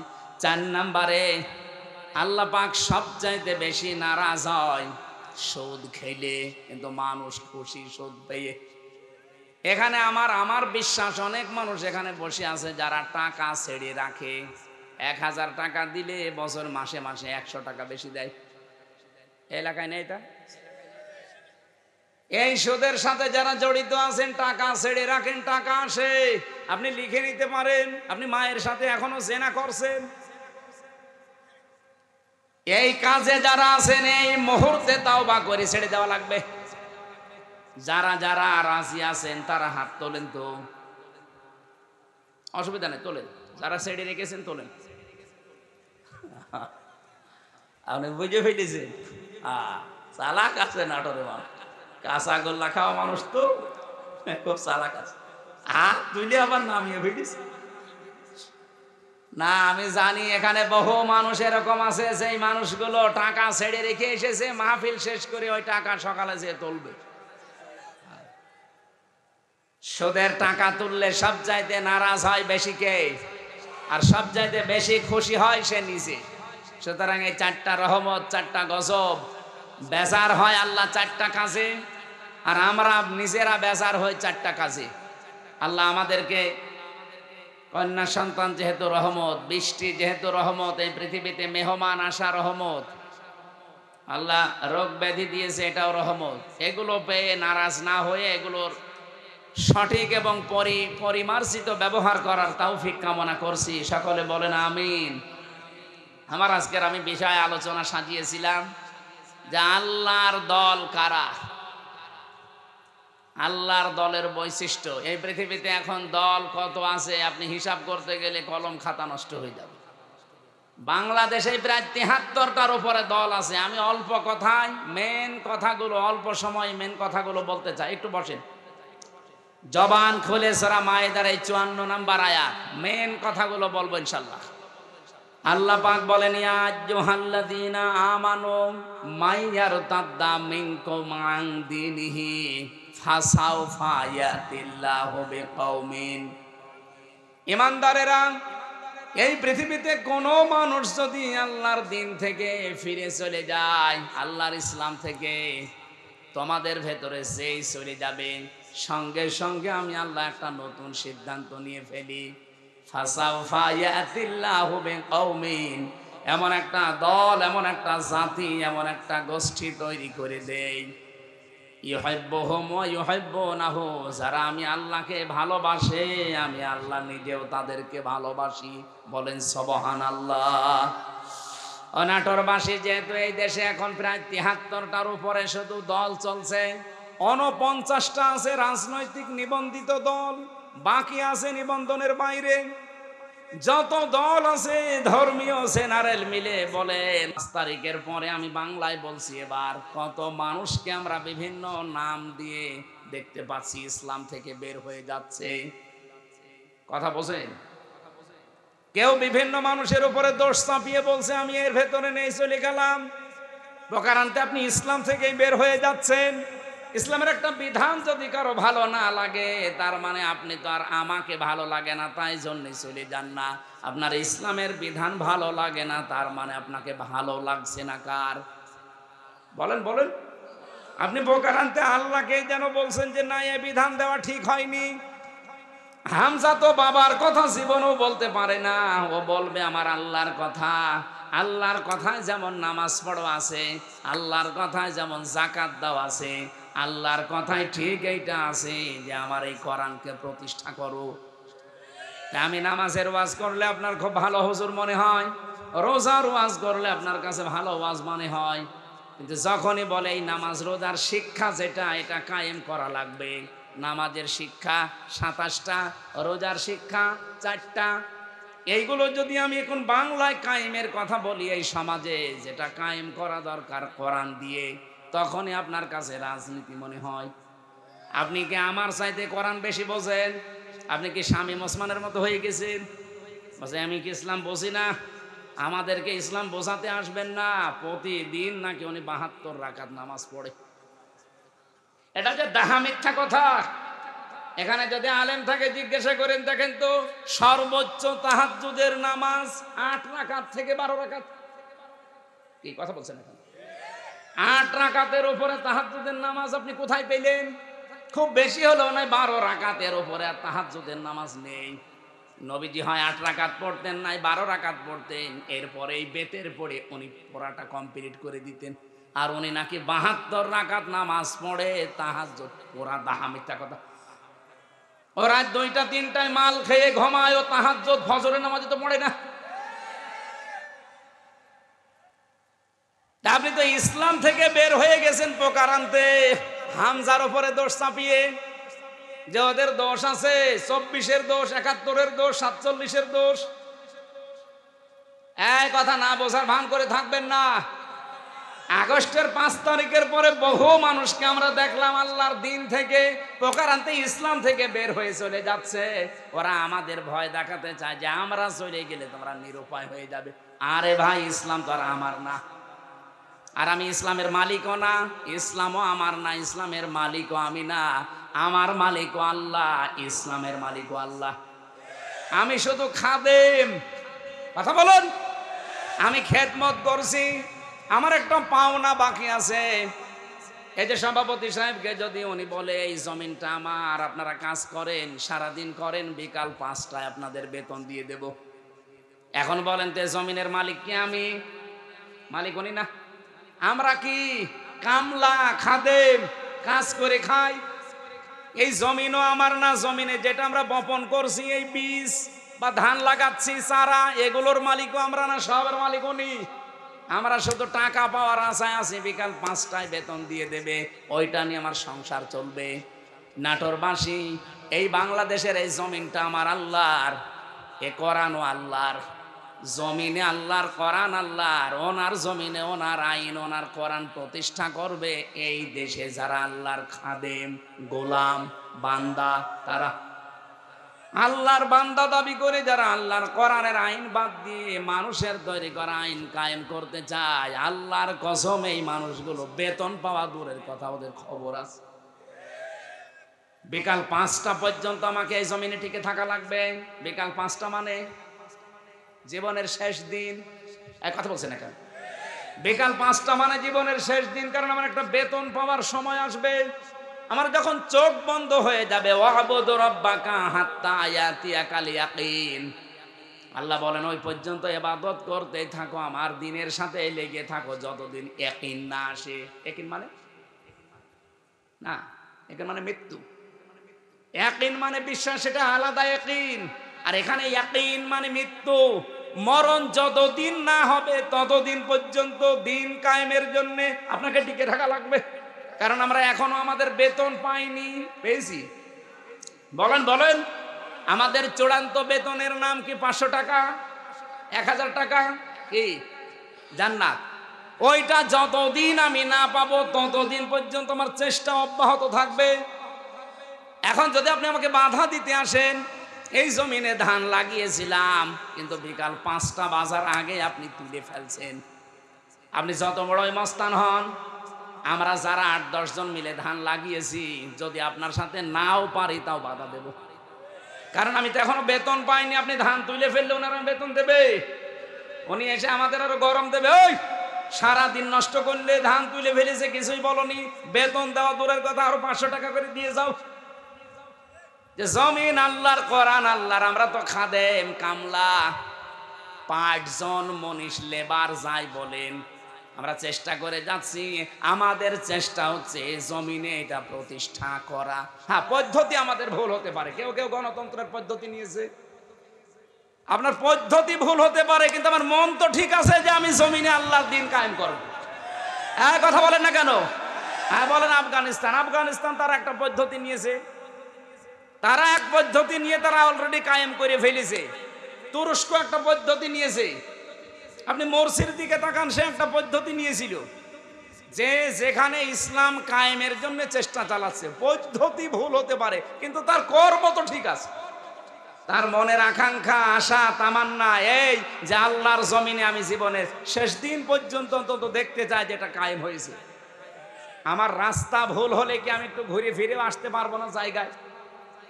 এখন যদি একে এই ভাইকে বলি যে আমি নাটোরে যাব, উনি একটা রাস্তা দেখিয়েছে। এ মোসাম ভাইকে বললাম নাটোরে যাব, উনি আমারে দেখিয়েছে সেই বড়াই গ্রাম গুরুদাসপুর ঘুরে। হ্যাঁ, আমি নাটোরে যেতে পারবো ঠিক, এদিকে গেলে হয়তো 1 ঘন্টা লাগবে, এদিকে 1.5 ঘন্টা লাগবে, কিন্তু রাস্তা তো ঠিকই আছে, জায়গা মতো আমি যেতে পারবো। একটু সময় বেশি লাগবে, কম লাগবে, বাংলাদেশ সহ বিশ্বে যারা ইসলাম কায়েমের জন্য চেষ্টা চালাচ্ছে সবার মনের অবস্থা ঠিক আছে, কিন্তু রাস্তাটা একটু ভিন্ন হওয়ার কারণে অনেক মানুষ ফতোয়া দেয় উল্টাপাল্টা, ওরা গণতন্ত্র করে, জীবনও কায়েম করতে পারবে না। আরে দিনের মালিকই তো আমি না, আমি কায়েম করার কে? আমি চেষ্টা করে যাচ্ছি, অবশ্যই আমার সফলতা আমার জান্নাত পাওয়া পর্যন্ত। কিন্তু এর ভেতরে যদি কেউ মাস্তানি করতে আসেন, ধান বানানো লাগানো, ধান বীজ তুলে ফেলবেন, আর আমি বেতন পাওয়ার আগে আপনাকে ছেড়ে দেবো, জীবনও না, দরকার আপনার সাথে মারামারি হবে। কথা বলেন, কথা বলেন, আপনার সাথে হাতাহাতি হবে, মারামারি হবে, যদি মেরে ফেলা লাগে মেরেও ফেলবো, কারণ আমার টার্গেট বেতন। বেতন বলেন, ওই বেতনের নাম বিকাল 5টায় যেটা আল্লাহ দেবে, ওইটা এখনো হয়নি, আর আপনি তার আগেই দিন থেকে বিভিন্ন সোতা নাতা বের করে বের হয়ে চলে যাচ্ছেন। কি করবেন? আল্লাহর কিছুই হবে না। যাদেরকে আপনি ভয় দেখাতে চান তাদেরও কিচ্ছু হবে না, কারণ এই জমিনের আশা তারা অলরেডি কলিন্না সলাতি ওয়া নুসুকি এ বলার পরে ছেড়ে দিয়েছে। যারা এই কথা বলে যে কলিন্না সলাতি ওয়া নুসুকি, তারা জীবনের আশা ছেড়ে দিয়েই বলে। আপনার মতো মুনাফিকি করার জন্য, লোক দেখানোর জন্য বলে না। যারা এগুলো বলতো এতদিন, তারা কিন্তু অলরেডি আল্লাহর দিন থেকে বিভিন্ন সোতা নাতা বের করে বিভিন্ন কথা ধোয়া তুলে তারা চলে যাচ্ছে। আল্লাহ এই জন্য বলেছেন, যদি কেউ দিন থেকে চলে যায়, ফাসাউফা ইয়াতিল্লাহ, অতি শীঘ্রই। যারা আরবি জানে, সাউফা শব্দটা আল্লাহ কেন ব্যবহার করেন? সিন, সাউফা, কদ, লাম, এরকম 13টা শব্দ আছে।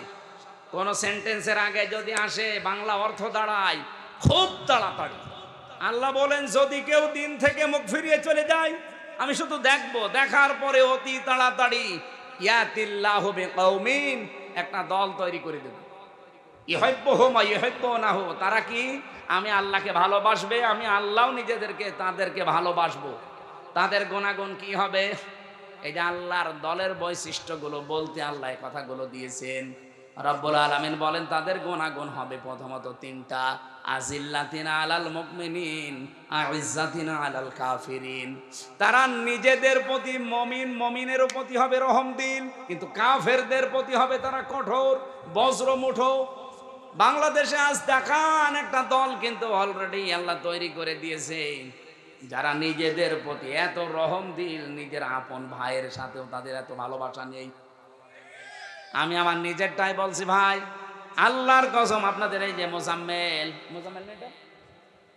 এই যে মোজাম্মেল ভাইয়ের বাড়ি নাটোরে, আমার বাড়ি কুষ্টিয়া, ওনার সাথে আমার আত্মীয়তা নেই, রক্তের সম্পর্কও নেই।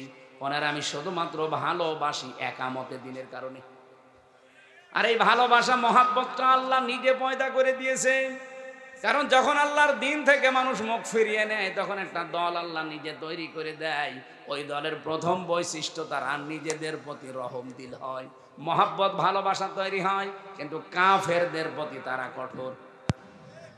আপনি একটা আল্লাহর বিরুদ্ধে অবস্থান নিয়ে দেখেন, নাটোর, কুষ্টিয়া, পাবনা থাকবে না।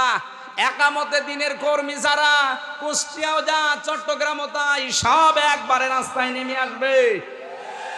কারণ কাফেরদের প্রতি আমাদের কঠোরতা এটা তৈরি করে দিয়েছে কে? আপনি অন্যান্য কিছু খেয়াল করে দেখেন, তারা নামে কিনা জীবনও পাবেন না। ইউজাহিদুনা ফি সাবিলিল্লাহি ওয়া লা ইয়াখাফুনা লাওমাতা লাইম। তারা আল্লাহর দিন এই জমিনে প্রতিষ্ঠা করার জন্য জিহাদ করবে, সংগ্রাম করবে, চেষ্টা চালাবে, পরিশ্রম করবে, প্রচেষ্টা করবে, কিন্তু কোনো ওয়ালা ইয়াখাফুনা, ভয় পাবে না, লাওমাতা লাইম, কোনো তিরস্কারকারীর তিরস্কারকে তারা পাত্তা দেবে না। আমি যেই দিন থেকে কুলিন্না সলাতি ওয়া নুসুকি ওয়া মাহইয়ায়া ওয়া মামাতি লিল্লাহি রাব্বিল আলামিন বুঝে বুঝে পড়েছি, ওই দিন থেকে কে আমার পেছনে লেগেছে, কে বদ করে, আমার উপরে আন্দাজে দোষ চাপায়, কোনো কিছু আমার মনে আর স্থান নেই। আমার মনে হয় এই দেশে যারা একামতে দিনের কর্মী, আল্লাহর কসম, তাদেরকেও আপনি এইভাবেই পাবেন। কোন তিরস্কারকে তারা পাত্তা দেবে। আমাকে রাজাকার পর্যন্ত বলা হয়েছে, কিন্তু আমি কি রাজাকার? আমার 33 বয়সে যদি রাজাকার হয়, কিন্তু এই কথা বলে আপনি দাবিয়ে রাখবেন, আপনি বলবেন ও শিবিরের রক কাটা কর্মী, এই কথা বলে দাবিয়ে রাখবেন ও জামাত ইসলাম করে, ও চরমনার মুরিদ এই কথা বলে দাবিয়ে রাখতে পারবেন না, কারণ কোন তিরস্কারকারীর তিরস্কারকে আমি থোড়াই কি আর পাত্তাই দেই না। এই গুণটা তৈরি করে দিয়েছে কে? আল্লাহ বলেন যালিকা ফাদলুল্লাহ, এটা আল্লাহর অনুগ্রহ, যাকে তাকে আল্লাহ দেয় না। ইউতিহি মাইয়াশা, যাকে আল্লাহ ইচ্ছা করে তাকে দেয়। সুতরাং এই বাংলাদেশে আল্লাহর দলের বৈশিষ্ট্য তিনটা পেলাম। তারা নিজেদের প্রতি রহমদিল হবে। কাফেরদের কোনো বিধান যদি দেখে, কাফেরদের কোনো কাজ কারবার দেখলে তারা বজ্রকণ্ঠ হয়ে যাবে। এতদিন পর্যন্ত যত সংস্কার এসেছে, কোন সংস্কারে বাংলার মুসলমানেরা বাধা দেয়নি? দিয়েছে না? দেয়নি। কিন্তু নারী কমিশন 13টা রিপোর্ট দেওয়ার পরে আমরা বাধা দিয়েছি কেন? কারণ তারা শুধুমাত্র সংস্কার করে না, তারা আল্লাহর কোরআনে হাত দিয়েছে।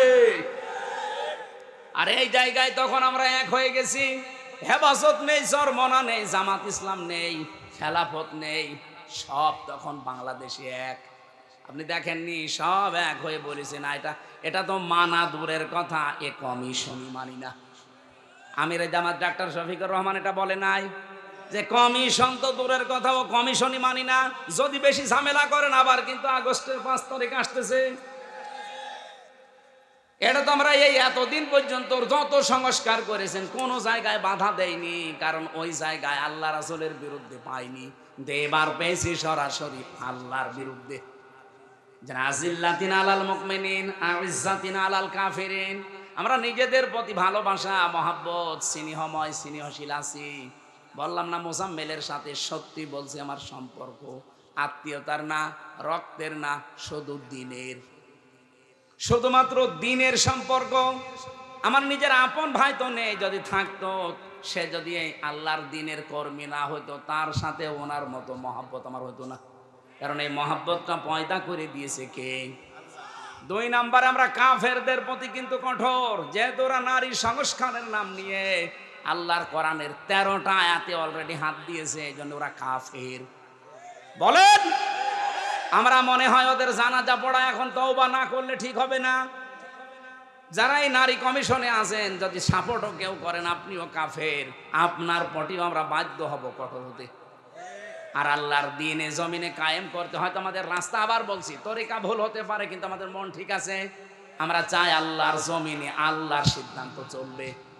এই জায়গায় কেউ যদি বাধা দেয়, তিরস্কার করে, উল্টাপাল্টা গালি দেয়, থোড়াই কি আর জীবনে কিছু মনে করি নাই, করবো না। এটা বৈশিষ্ট্য কে দিয়েছে? ইউজাহিদুনা ফি সাবিলিল্লাহ। তারা প্রচেষ্টা করবে, জিহাদ করবে, সংগ্রাম করবে, দল করবে, মিছিল মিটিং করবে, আন্দোলন করবে আল্লাহর জন্যে। লা ইয়াখাফুন, তারা ভয় করবে না। লাউমাতা লাইম, কোন তিরস্কারকারীর তিরস্কারকে আপনি এবার নিজের নিরপেক্ষ দৃষ্টি দিয়ে বলেন। এই যে 3টা গুণ বললাম, সারা বাংলাদেশে তো 73টার উপরে দল আছে। কোন দলের বৈশিষ্ট্যে এই 3টা গুণ আপনি পান বলেন? আপনি আন্দাজে বলবেন না, আপনাকে বলাও দরকার নেই, মনে মনে সিদ্ধান্ত নিয়ে দেখেন। এই কোরআনের সূরা মায়েদার 54 নম্বর আয়াতের সাথে কোন দল, বাংলাদেশের তো 73টা দল আছে, কোন দলের সাথে মিলছে? আল্লাহ বলেন যার তার সাথে মিলবে না। যালিকা ফাদলুল্লাহি ইউতিহি মাইয়াশা, এটা আল্লাহর অনুগ্রহ, যাকে ইচ্ছা আল্লাহ তাকে দান করে। আল্লাহু ওয়াসিউন আলিম, আল্লাহ প্রশস্ত এবং জ্ঞানী। আমি কোরআন সত্যি করা মাথায় নিয়ে বলতে পারি, এই 3টা যার ভেতরে আছে ওই দলে আল্লাহ যেন আমাদেরকেও শামিল করেন। আমার কথা বোঝা গেছে না? এবার আল্লাহ আমাদেরকে 4টা বৈশিষ্ট্যের কথা দিয়েছেন। ওই গুণগুলো অর্জন করতে হলে 4টা বৈশিষ্ট্য লাগবে। 55 নম্বর আয়াতে আছে, আর 56 নম্বর আয়াতে আছে এই দল বিজয়ী হবে। কারণ বিজয়ী হওয়া এটা আমি আল্লাহ আমার জন্যে আর ইমানদারদের জন্যে আমার রাসূলের পক্ষ থেকে আমি এটা লিখে দিয়েছি। কাতাবাল্লাহু লিআগলিবান্না আনা ওয়া রুসুলি। বিজয়ী হওয়া এটা আমি আল্লাহ আমার নিজের জন্য লিখে দিলাম। দুনিয়ায় যা কিছুই দেখো না কেন, সর্বশেষ বিজয়ের মালা পরবে কে? এটা আল্লাহ লিখে দিয়েছেন। এই জন্য আল্লাহ যেহেতু একটা দল নিচে তৈরি করে দেবে, আসসামাই যাতির রাজিই ওয়াল আরদি যাতিস সাদিই ইন্নাহু লাকাউলুন ফাসলুন ওয়া মা হুয়া বিলহাদ।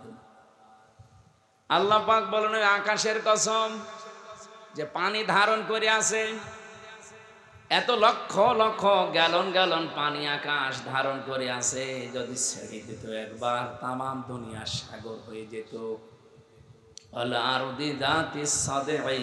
জমিনের কসম, যে জমিন এই পানিকে বৃষ্টিকে শোষণ করে নেয়। আকাশ যদি বলতো না আমি এ বৃষ্টি আমার বুকে রাখবো না, জমিন যদি বলতো আমার পেটে আমি এই পানি নিতে পারবো না, তামাম দুনিয়ায় আমরা বাস করতে পারতাম। আল্লাহর তো কিচ্ছু লাগতো না, শুধুমাত্র বৃষ্টি দিয়ে আমাদের শেষ করে দিত। এই জন্য আল্লাহর সাথে পাল্লা দিয়েছে, পারা যায় না। এখন ইসরায়েল টের পাচ্ছে। 108টা না 12টা মেশিন লাগিয়েছে সর্বোচ্চ প্রযুক্তির। শুধু পানি না, এ দাবানল বন্ধ করার জন্য তারা অলরেডি ঔষধ স্প্রে, তাও পৃথিবীর সবচাইতে দামি স্প্রে যেটা, এটা ছিটাচ্ছে। কিন্তু এই আগুন তো আর হামসা লাগায়নি, আগুন লাগিয়েছে কে? যত পানি দেয়, ঔষধ দেয়, আগুন তত বাড়তেছে। ওদের আজ বিশ্ব রোড পর্যন্ত বন্ধ হয়ে গেছে। এটা আজকে 12:30টার খবর। ওদের বিশ্ব রোড এখন বন্ধ করে দিয়েছে। মেন রাস্তা, ন্যাশনাল হাইওয়ে যেটা, এটা অলরেডি বন্ধ। জেরুজালেমে যাওয়ার পথ আল্লাহ বন্ধ করে দিয়েছে। কত শিশুর কন্দন আমি শুনেছি। ওই ছোট ছোট ফিলিস্তিনের মাসুম বাচ্চারা, আমার বাবার নাম রিয়াজউদ্দিন, আমার এই শরীরে সর্বোচ্চ রক্ত আছে রিয়াজের। বলেন বলেন, ফিলিস্তিনের ওই বাচ্চাদের শরীরে রিয়াজের রক্ত না, এ চৌধুরীর রক্ত না, ওই বাচ্চাদের শরীরে হযরতে দাউদ আলাইহিস সালাম, হযরতে সুলাইমান নবীর রক্ত প্রবাহমান। এই গোলাপের পাপড়ির মতো বাচ্চাগুলো শেষ পর্যন্ত বলেছে আমরা কিন্তু আল্লাহকে সব বলে দেব। আমার মনে হয় আল্লাহকে ওরা সব বলে দিয়েছে।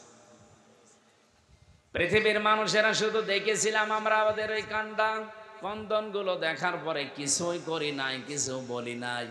অনেকের সামর্থ্য ছিল কিন্তু তারা নিশ্চুপ ছিল। আল্লাহ পাক এবার নিজে মনে হচ্ছে প্রতিশোধ নেওয়ার জন্য হাতে নিয়েছেন। আমার দাম দৃশ্য আজ 4-5 দিন দেখতে পাচ্ছি, ওদেরকে আল্লাহ একেবারে পৃথিবীর মানচিত্র থেকে নিশ্চিহ্ন না করে দম নেবে না। আল্লাহর এটা ওয়াদা আছে, ওয়াকানা হাক্কান আলাইনা নাসরুল মুমিনিন। মুমিনদেরকে সাহায্য করা আমার আল্লাহর উপরে ওয়াজিব, এটা মুমিনদের হক। সুম্মা নুনাজ্জিল্লাযীনা তাকাও ওয়া নাযারু যালিমিনা ফিহা জিসিয়া।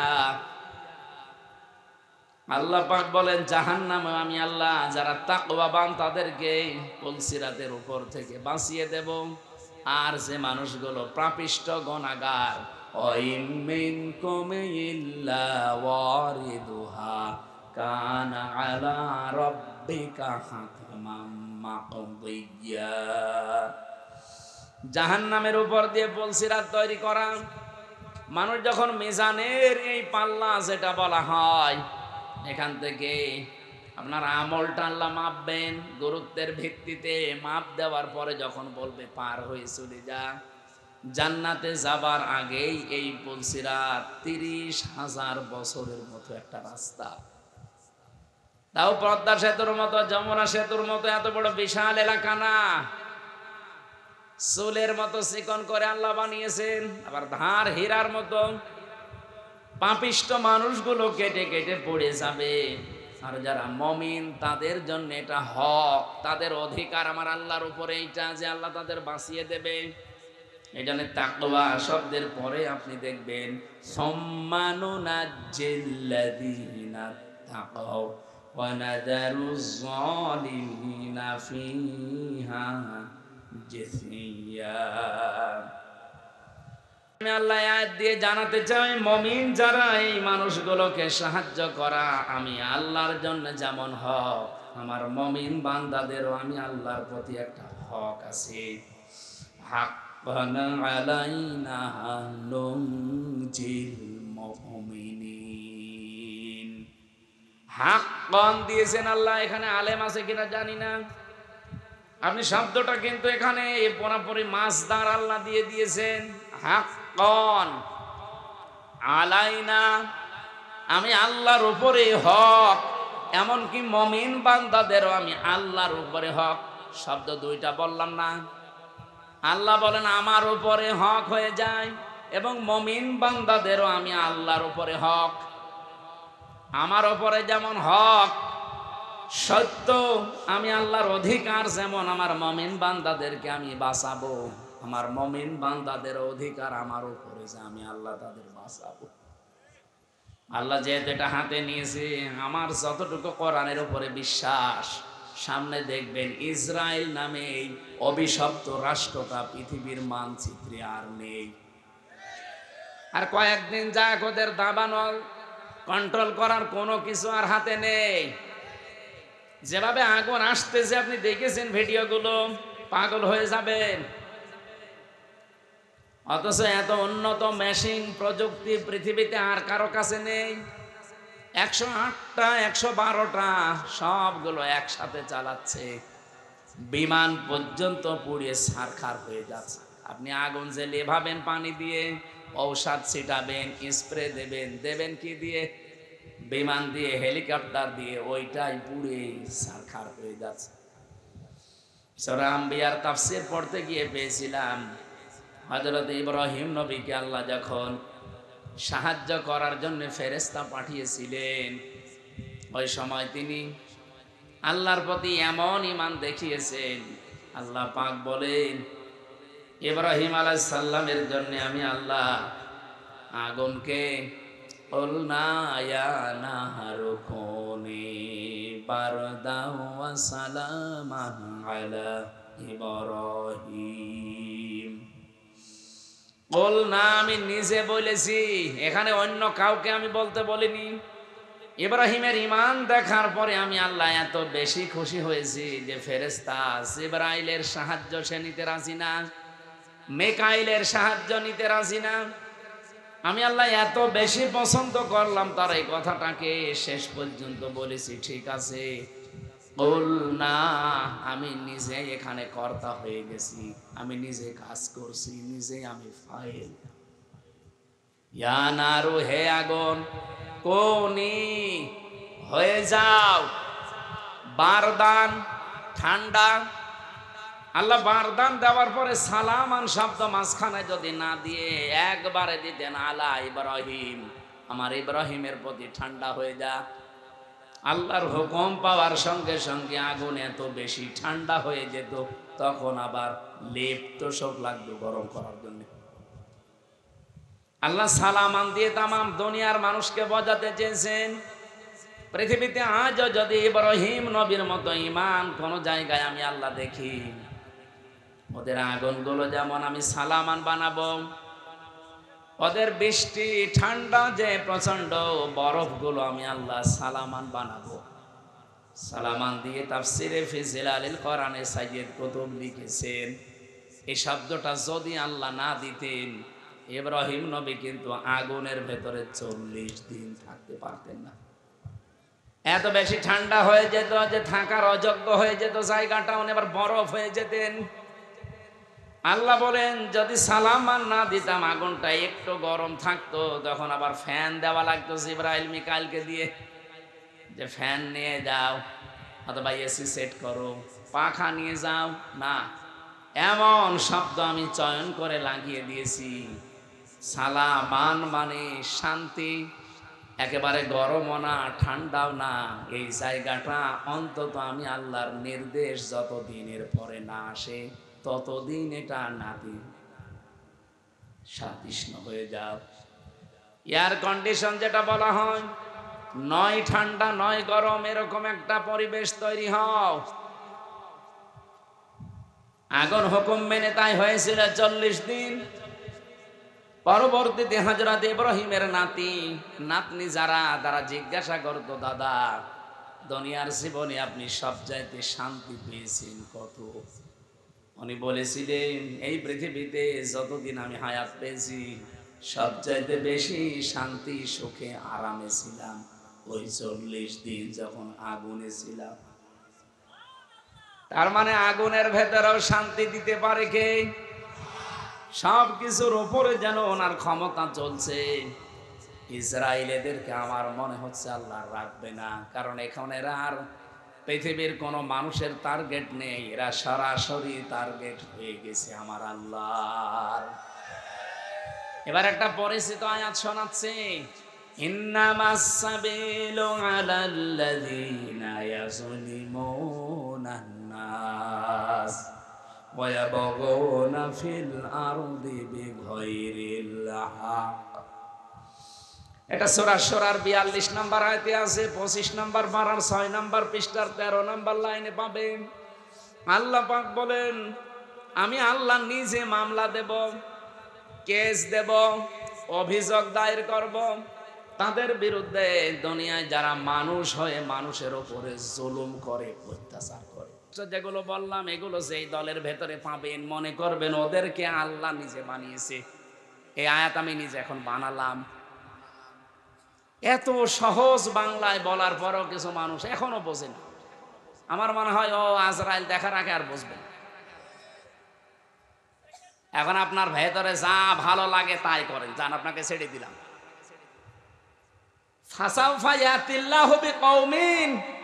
অতি শীঘ্র একটা দল আমি বানিয়ে দেব, যে এই দলকে তারা আমাকে ভালোবাসবে, আমিও তাদের ভালোবাসবো। আপনি খেয়াল করে দেখেন, এই গুণগুলো যাদের ভেতরে পাবেন আপনি তাদের সাথে অ্যাক্টিভ হবেন, মনে করবেন আল্লাহ আপনাকে এই দলে শামিল করে নিয়েছে। আর যাকে তাকে তো করবেও না। কি করবে?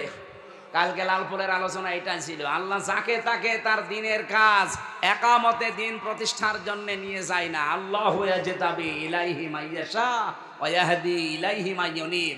যে লোকটা মন থেকে আল্লাহর দিকে ফিরে আসতে চায় তাকে আল্লাহ এই কাজের জন্য নির্বাচিত করে। এই দেশে লক্ষ লক্ষ মানুষ আছে, সবাই একামতে দিনের কাজে লাগে না। যাকে আল্লাহ ভালোবাসে, যাকে আল্লাহ নির্বাচিত করেছে, যাকে আল্লাহ বাছাই করেছে, তাকে এই কাজে লাগায়।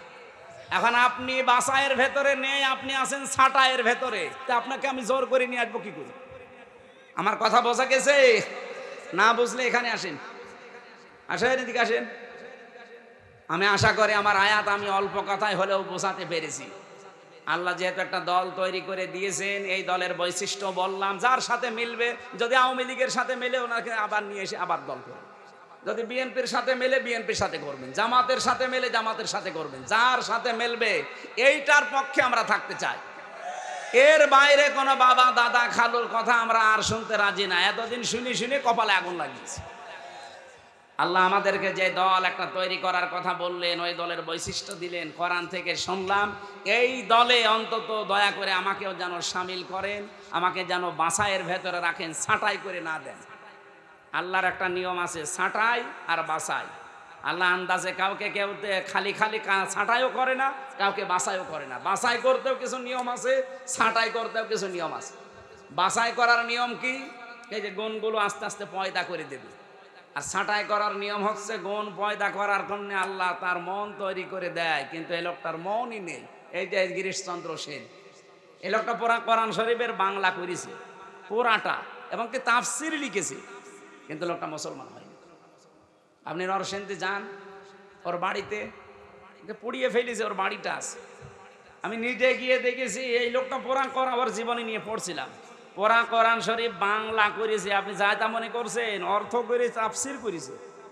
আর তাফসির যারা করে, যারা যারা বসে জিজ্ঞাসা করেন, এক একটা শব্দের কমপক্ষে একাধিক অন্তত 3টা শব্দের অর্থ তো জানাই লাগবে। দরবা মানে মারা, দরবা মানে দৃষ্টান্ত দেওয়া, দরবা মানে সফর করা, এরকম 33টা অর্থ আছে এক একটা শব্দে। লক্ষ লক্ষ শব্দ আছে, প্রতিটি শব্দের এরকম 33টা কমপক্ষে অর্থ আপনি জানবেন। এই জানার পরে কোন জায়গায় কোন অর্থ সেট হয়, অ্যাপ্রোপ্রিয়েট হয়, পারফেক্ট হয়, ওইটা ওই জায়গায় বসাবেন, তারপরে তাফসীর লেখা সহজ হবে। এই হিন্দু আমার চাইতে কোরআন শরীফ কত বেশি পড়েছে। এখানে ইনি আলেম কিনা জানি না, হাজি তো যত আলেম বসে আছে আমি গ্যারান্টি দিয়ে বলতে পারি, একজনও বুকে হাত দিয়ে বলতে পারবেন না যে পুরা কোরআন শরীফের প্রতিটি শব্দের অর্থ আমার জানা আছে। ও পুলিশকে জিজ্ঞাসা করেন, পুলিশও পারবে না। পারবেন না? না, ওনার তো এই লাইনের লোক না, জেনারেল শিক্ষিত। আলেমরাই পারবে না। আমি নিজেও আমার মনে নেই ভাই, আমি সত্যি কথা বলছি। আমি পড়েছিলাম, পড়াটা শেষ করেছি, তাও একবার দুইবার না, কমপক্ষে 70 বারের উপরে জেলখানায় থাকতে পড়েছি। অনার্স মাস্টার্স করার সময় তো কত বার পড়েছি, আমার সব মনে নেই। এখন আবার স্টাডি করা লাগবে। আজকের আয়াতের প্রত্যেকটা শব্দের অর্থ আমার মনে আছে, কিন্তু পুরা কোরআন শরীফের আমার মনে নেই। অথচ বেটা হিন্দু মানুষ, কি মেধা ছিল বলেন তো, প্রতিটি শব্দের একাধিক অর্থ একেবারে নখদর্পণে। তাও যেখানে যেটা খাটে, যেখানে যেটা মিলে মিল হয়, ঠিক ওইভাবে লিখেছে পুরা কোরআন শরীফে। অথচ লোকটা মরে যাওয়ার পরে ঈমান পায়নি, মরে যাওয়ার পরে জানাজা হয়নি, কবরে দেয়নি, আগুন দিয়ে পুড়িয়ে ফেলিস। কারণ ও আল্লাহর বাছাইয়ের ভেতরে ছিল না, ছাঁটাইয়ের ভেতরে ছিল। আল্লাহ আপনাকে বাছাই করবে না ছাঁটাই করবে, এটা আপনার মনের ওপরে। এখন আপনি কি করবেন সিদ্ধান্ত নিয়ে বাড়ি যান। আমি যে জেলখানায় মেয়েদের যে বই লিখেছিলাম, তাদের যে পারিবারিক জীবনের সমস্যা এবং তার সমাধান, বিশেষ করে মেয়েদেরটা আপনারা নেবেন। এটা শুধুমাত্র নারীদের জন্য আর একটা পুরুষের জন্য আছে। এটা পড়া, ওদের পরিবারে যে সমস্যা করে কি কি জিনিস নিয়ে, 120 পৃষ্ঠা। এটা ওদেরকে পড়াবেন, কাজে লাগবে। কোথায়? এখানে আছে, ওই যে গাড়িতে আছে, যাওয়ার সময় নিয়েছে, এই যে গাড়িতে।